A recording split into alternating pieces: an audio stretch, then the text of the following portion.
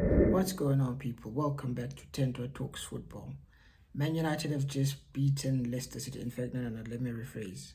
Man United have just robbed Leicester City because the winner we scored from Harry Maguire, that guy was miles offside. He must have been at least 10 yards offside. How the linesman missed it, I do not know, because it's literally on the linesman side. About 3 or 4 United players were clearly offside, and yet the guy missed it. I'm going to give the guy, the linesman, the benefit of the doubt and see that, you know what, given how rubbish the football was, that guy just thought to himself, you know what, I can't take another 30 minutes of football. I can't keep watching this rubbish for another 30 minutes. So, you know what, I'm just going to keep quiet. I'm not going to raise my flag. I'm going to let them score, and the game's going to be done. So that's exactly what happened. Maguire scored a last minute winner, I believe, what, it's the 93rd minute. Bruno free kick from distance, puts it in the box. But like I said, Maguire was offside, but he scored. But hey, as Man United fans, we'll take it. I can't complain. I know if there was a goal against us, I'd be fuming, because how on earth are the FA deciding to not include VAR in the FA Cup? It's a big trophy. They like to make us believe it's the second biggest trophy in England. It's an important trophy. So why on earth is there no VAR? Because if that goal gets scored against United and we lose in the 93rd minute in that manner, I'm fuming. But like I said, luckily for us, the decision went for us instead of against us. So we'll take it. But bro, FA Cup, I know they say that what you call VAR comes into play from the next round going on. I'm not sure if it's the 5th round, if it's the quarters or whatever, but basically the next round of the FA Cup will have VAR. So that's good news. However, like I said, we robbed them, we threw, we won, doesn't matter. All the matters that we won the game. Very tired. First off, I could barely, again, I feel like my post-match reactions, you could just replay the last 2 or 3 games. It's the same thing. First off, so boring. I can barely keep my eyes open. I keep dozing off, like, it's boring, man. It's so boring. But again, like I said in the last game when we lost against who did it? Who was it that beat us? Crystal Palace. I said Ruben Amorim got it wrong, and again he did the same thing today. I don't understand what Ruben's thinking. What is going on here? I can't defend nonsense, guys. I'm a big Ruben Amorim fan. I believe he's the right manager to take us back to the top and challenging for the Premier League and the Champions League. However, right now he's doing nonsense. Excuse me.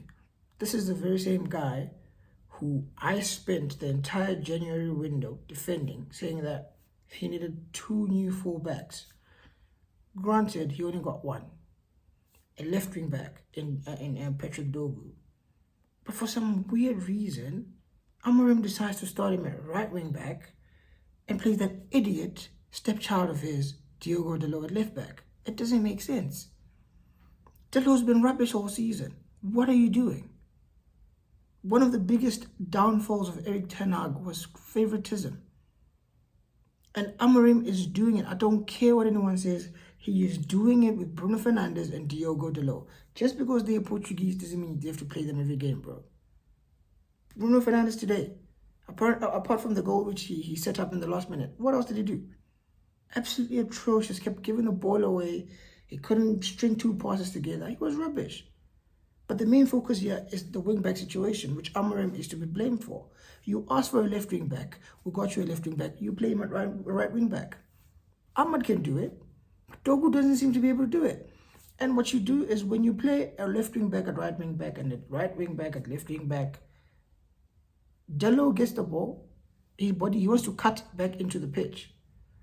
The same with Dogu on the right. He's a left-footed player, so when you play him on the right, when he gets the ball, guess what? Automatically wants to cut back into the pitch, which means more often than not, they're making passes backward instead of forward because they get the ball on their weaker foot. It's not making sense. I cannot defend this. I can't. I'm not going to defend you blindly, bro. If you're going to do nonsense, you will get sacked. You will get sacked, and no one will be to blame for that. Don't get it wrong. I'm not saying Amorim out. Far from it. Fully behind this manager. Like I said, I believe he's the right guy. But he cannot keep doing this BS. You can't. You were lucky we were playing Leicester today. We could have easily, we should have lost that game. then that would have been what? 6 losses in 8 games at Old Trafford? That's a terrible record. You can't keep losing home games. You just can't do it. You were lucky. We caught life. What I will give him credit for was the substitutions he made at halftime. He decides to bring off Dogo, which I don't understand. He shouldn't have done that, but basically he brought on Garnacho. What I would have expected to see was swap them around. Put Dogo at left wing back, put Dalot at right wing back. But he decided to make the change. But still, even when you're making the change, Dogo was literally, in the first half, was our best player by far. I thought if anyone was going to be replaced, it was either going to be Ugarte or Kobe Mainu or Rasmus Højlund. I didn't expect to see, or even Dalot. I didn't expect to see Dogo get off. I needed to see Dogo at left wing back because he's a left-footed player. It's more natural for him. Ahmad can do the right wing role.